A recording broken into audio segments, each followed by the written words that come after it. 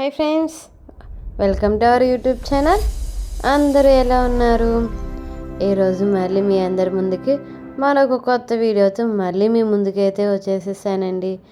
అలాగే ముందుగా అందరికీ భగిని హస్త భోజన శుభాకాంక్షలు. ఈరోజు మన వీడియో అయితే భగిని హస్త భోజనాల గురించి ఈరోజు మన యూట్యూబ్ ఛానల్లో అయితే తెలుసుకుందాం.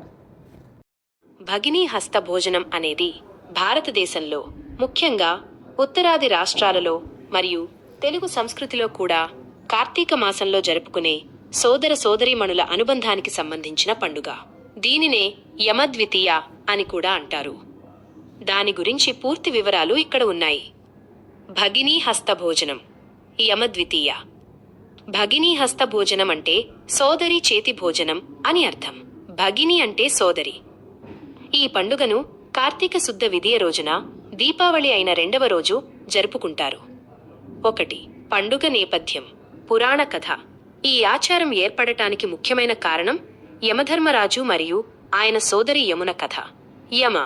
యమున అనుబంధం.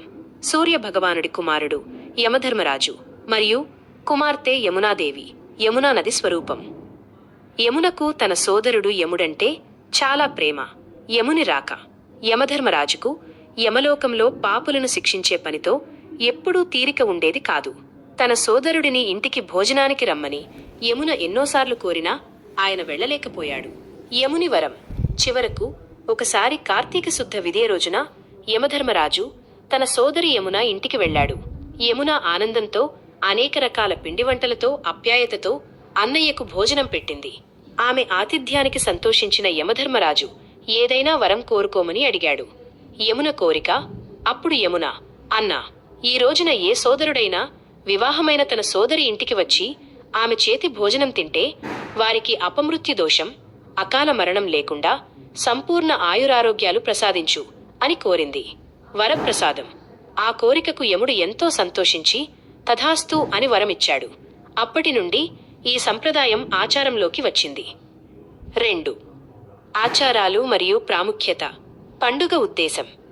ఈ పండుగ ప్రధానంగా సోదర సోదరీమణుల మధ్య ఉన్న అనుబంధాన్ని, ప్రేమను పెంపొందించడానికి ఉద్దేశించినది.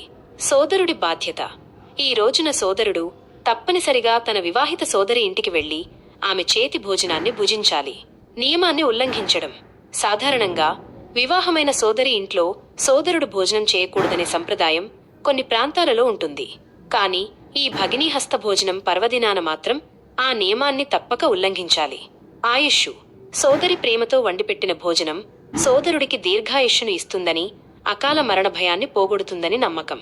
ప్రపంచవ్యాప్తంగా ఈ పండుగను ఉత్తర భారతదేశంలో భాయ్ దూజ్, నేపాల్లో భాయి టికా అని వివిధ పేర్లతో జరుపుకుంటారు. ముగింపు. భగినీ హస్త భోజనం అనేది కేవలం ఒక వేడుక మాత్రమే కాదు. యముని వరంతో సోదరి చేతి భోజనం సోదరుడికి రక్షాకవచంగా మారుతుందని, వారి అనుబంధాన్ని చిరకాలం పదిలం చేస్తుందని చెప్పే ఒక గొప్ప సాంప్రదాయం.